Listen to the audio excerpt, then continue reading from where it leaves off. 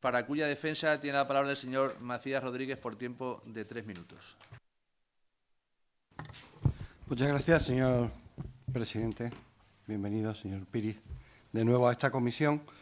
Bueno, creemos que la pregunta es interesante y es pertinente, pues, dada la evolución precisamente de los salarios en Extremadura, por muchas razones, muchos parámetros que podríamos. Una de ellas es que en vez de converger con el salario medio en el resto de España, cada vez estamos más alejados.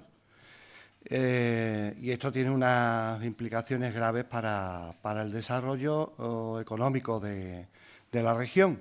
Y nos gustaría saber cuál es la valoración de la Consejería para saber qué medidas pueden, dentro del ámbito de su competencia, pueden apoyar, y las que no están dentro de su competencia, pues cómo ven que habría que enfocarlas y cuáles serían las que habría que apoyar en el conjunto del Gobierno del Estado, que es el que también tiene competencias en buena parte de estas cuestiones, ¿no? Nada más. Muchas gracias, señor Macías. Para contestar a la pregunta se encuentra con nosotros el señor Píriz Maya, al que damos la bienvenida a esta comisión y le damos la palabra por tiempo de 10 minutos. Gracias, señor presidente. Buenos días a todos.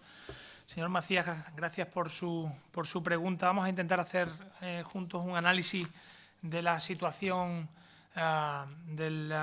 como usted plantea, de la evolución de los salarios en Extremadura durante estos últimos años.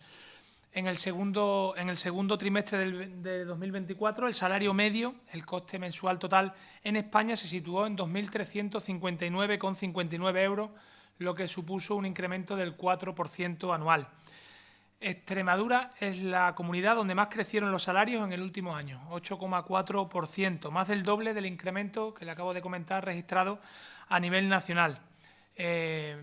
Y pese a los 1.931,8 euros de la comunidad que solo superan los 1.873 de Canarias. Somos la segunda comunidad con los salarios más bajos. En los últimos 10 años, por poner una fecha más amplia para ver la evolución, el salario medio ha crecido en Extremadura el 20,7%, menos que la media nacional, que lo hizo el 21,2%. Y desde el 21, por analizar después de la pandemia qué ha pasado con los salarios en nuestra región, desde el 21 el crecimiento ha sido del 13,7% frente al 14% nacional. Esos son los datos. El salario medio más elevado se da en la industria, sin embargo, es en el sector servicio donde se produce una mayor subida desde junio del año pasado, un 8,9% en la región. También el salario crece más en construcción, 6,9%, que en la industria, 5,4%. El salario medio en la industria en el segundo trimestre de 2024 es de 2.100,12 euros, a diferencia del salario medio en construcción, que es de 1.793,10, o en servicio, que es 1.920,93. Por eso, cuando me escucharán decir muchas veces que la salida de Extremadura o el futuro de Extremadura tiene que ser industrial sí o sí, en parte los datos refrendan esta afirmación. Los datos refrendan que la mayor competitividad, los mayores salarios se pagan en la industria, y que aquellas regiones que pagan mayores salarios lo hacen porque su industrialización es mucho mayor que la que tenemos en Extremadura. Por eso nuestra obsesión con industrializar esta región, con buscar empresas allá donde estén para que se implanten en esta tierra.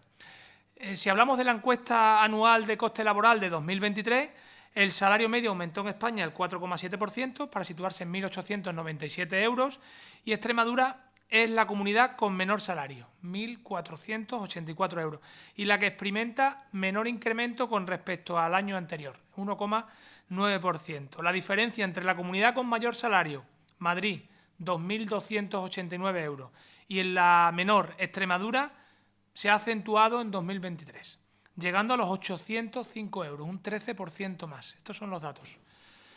En la gráfica, Extremadura es la parte de arriba, la parte de menor, 1.483, como les decía. La media de España 1.896 y la Comunidad de Madrid, que está en 2.288 euros. Por sectores, el mayor salario de nuevo se da en la industria, alcanzando los 1.652, seguido del salario en servicios, 1.467, y en construcción, 1.427. A final de 2023, según los datos de coste de la encuesta que hace el Instituto Nacional de Estadística, encuesta anual. Estos datos son pues, preocupantes para Extremadura, como vienen siendo en los últimos años, y demuestra y vuelve a hacer hincapié, vuelvo a reforzar el argumento de que la industrialización tiene que ser sí o sí el objetivo para Extremadura, porque ahí se pagan los mejores salarios, ahí las empresas son más competitivas y ahí las productividades del factor humano y de todos los factores productivos son superiores. La última encuesta a la que le voy a hacer mención, la encuesta anual de estructura salarial con los años de 2022. El salario medio se extrae de las retribuciones en bruto antes de practicar las deducciones, aportaciones a seguridad social, etcétera, etcétera. El salario medio en Extremadura en 2022 alcanza los 21.923, lo que supuso un incremento del 2,5% con respecto al año anterior y del 14,6% en los últimos 10 años. Por su parte, en España, el salario era 26.949 euros, 5.000 euros más al año que en Extremadura, un crecimiento del 4,1%, más del doble que en Extremadura, casi el doble que en Extremadura, y un 18,7% superior en los últimos 10 años con respecto al 14% que creció en Extremadura. ¿Hay diferencia en los salarios entre los contratos fijos y los contratos indefinidos y los contratos temporales? Bueno, pues las personas con contrato fijo en 2022 tuvieron una media de salario de 22.799 y por parte de aquellas personas que tenían un contrato temporal, y este dato es dramático, la media era de 18.096,55 euros. Más de 4.500 euros de diferencia en el salario entre un trabajador que tiene un contrato indefinido y un contrato temporal. ¿Existe esta diferencia en función del sexo en nuestra región? Pues en el año 2022 los hombres cobraron de media 23.170 euros y las mujeres 20.637,14. 2.500 euros de diferencia para hacer el mismo trabajo entre un hombre y una mujer en Extremadura. El salario de los hombres siempre ha sido mayor, aunque el de las mujeres crece en mayor medida, reduciendo la brecha salarial. En la última década, los salarios de las mujeres crecieron un 18,5% frente al 11,2% que lo hicieron el de los hombres. Solo en el último año, el 4,1% frente al 1,7% que lo hicieron el de los hombres. ¿Y en qué tipo de actividad se cobra más en Extremadura? Pues ya lo hemos dicho, en la industria, con 23.697,05 según esta encuesta. En construcción, la retribución media era de 21.037 y en servicios 21.765 euros. Ese es, a día de hoy, el análisis casi forense que podemos hacer de los salarios en Extremadura, y las conclusiones pueden ser varias, pueden ser personales, pueden ser de muchos tipos, pero sí o sí el futuro de los salarios en la región está muy ligado a la velocidad que le demos al proceso de industrialización de nuestra región. Muchas gracias, señor presidente. Muchas gracias, señor Píriz. A continuación, en el turno de réplica, tiene la palabra el señor Macías Rodríguez por tiempo de 5 minutos. Muchas gracias, señor presidente. Muchas gracias, señor Píriz. Gracias por hacer el recorrido por los datos. Creo que es muy importante hablar con los datos, teniéndolos claros, porque la realidad que se trasluce de esos datos es una realidad muy dura para Extremadura, para los trabajadores y para las trabajadoras de Extremadura. Y usted nos ha introducido en los parámetros porque le faltará el dato o porque lo tendrá reservado, todo el tema de los jóvenes, que es otro de los graves problemas, porque sí que ha hablado de la brecha de hombres y mujeres, de trabajadores y trabajadoras, pero faltan también los datos respecto a los jóvenes, que es uno de los problemas más graves que tenemos en esta región y que tiene que ver con la viabilidad futura de esta región. sin duda alguna. Pero hay otros elementos que últimamente también se han puesto de actualidad, en especial con el informe que hizo Oxfam hace una semana una semana o semana y media, que decía que el fenómeno de los trabajadores que sin embargo están en riesgo de pobreza o están en la pobreza ha aumentado en los últimos años y que en concreto en Extremadura estábamos en el 17,2 de los trabajadores en riesgo de pobreza, o ya estaban en pobreza, cuando la media estatal era de 13,7, es decir, que ahí teníamos una diferencia también enorme respecto al resto de España. Y este fenómeno tiene que ver también con los trabajadores y las trabajadoras que no llegan a tener una jornada completa, tienen menos de la jornada laboral completa, cobran menos, evidentemente, cobran en proporción, y eso hace que en la práctica, con el coste de la vida que tenemos, pues se sitúen por debajo del nivel de pobreza. Y además esto afecta especialmente a la gente joven y a las mujeres, que son los sectores que, aunque quieren acceder a jornadas completas, pues no pueden hacerlo, ¿no? Completamente de acuerdo con lo que ha dicho respecto a la brecha salarial, respecto a España, a pesar de que ha habido un repunte que el último año no es, el conjunto es que no convergemos, sino que cada vez estamos más separados.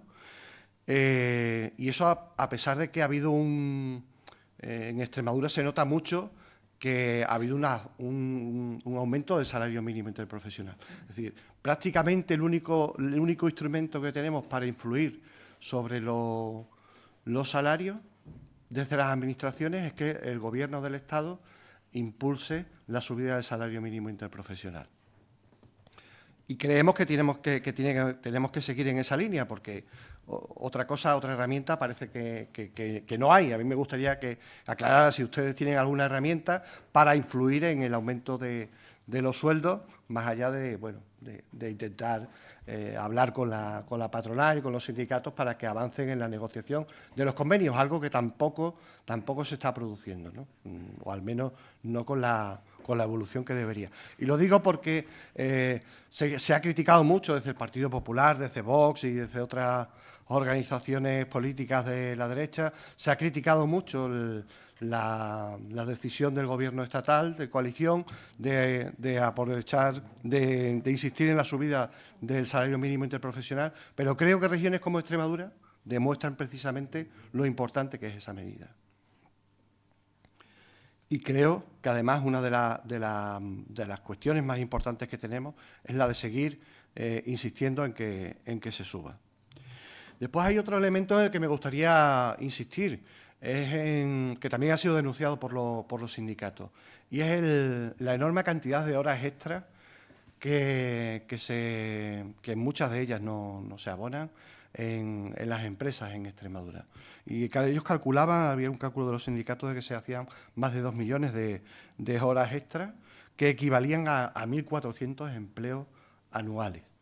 Creo que esa era de comisiones, y UGT daba otro dato, que cada trabajador hace en Extremadura una media de 8 horas semanales más de las que le corresponde según la normativa laboral, ¿no? Estamos hablando de muchas horas, y estamos hablando de mucho empleo. Y ahí sí que les toca también una parte en lo que toca a la inspección y que se cumpla con la normativa que tenemos, porque además esas empresas no solo están abusando de los trabajadores y las trabajadoras, esas empresas también están compitiendo de una manera desleal con otras empresas de aquí de Extremadura. Y eso no ayuda tampoco a que el conjunto de la economía extremeña sea más competitiva, ni mucho menos.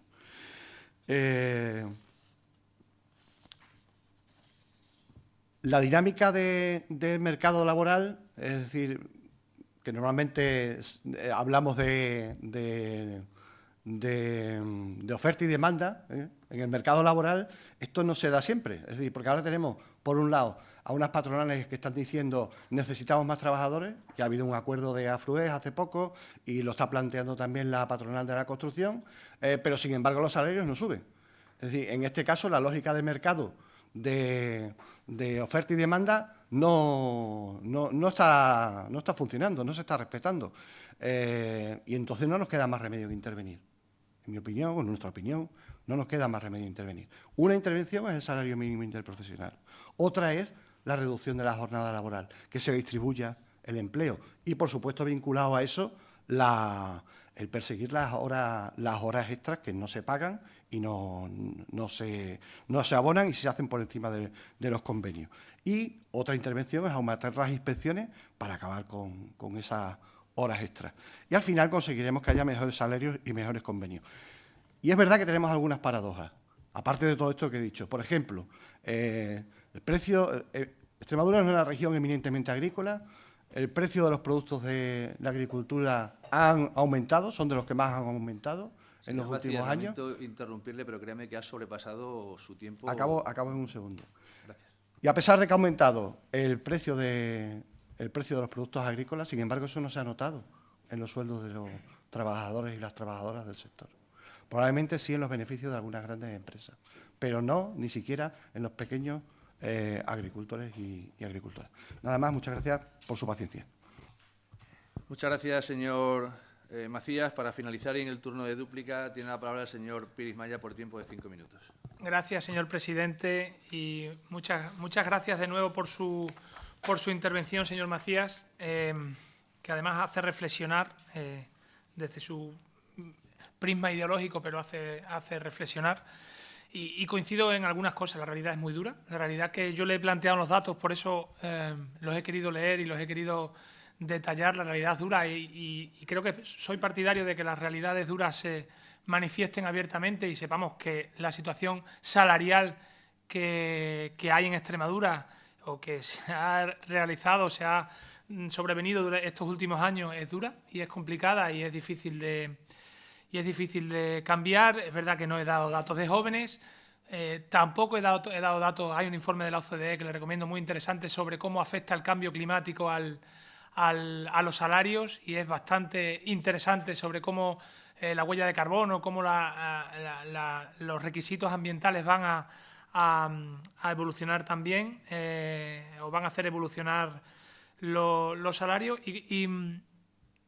y coincido con usted en la apreciación de que en Extremadura, más que en ninguna otra región, se ha notado el incremento del salario mínimo. Es la región con salarios más bajos, es la región en la que más trabajadores estaban indexados al salario mínimo y, por tanto, el efecto en esta estadística, en la primera sobre todo que le he leído, que es la más actual, se percibe. Yo tengo mi opinión sobre el salario mínimo, sobre la subida del salario mínimo, que por lo menos usted no me ha dicho, como su compañero el señor Moriano, que voté en contra, porque no se vota, se aprueba en Consejo de Ministros. Simplemente dieron cuenta de ello cuando yo estaba en otras funciones parlamentarias y yo me di por enterado. Y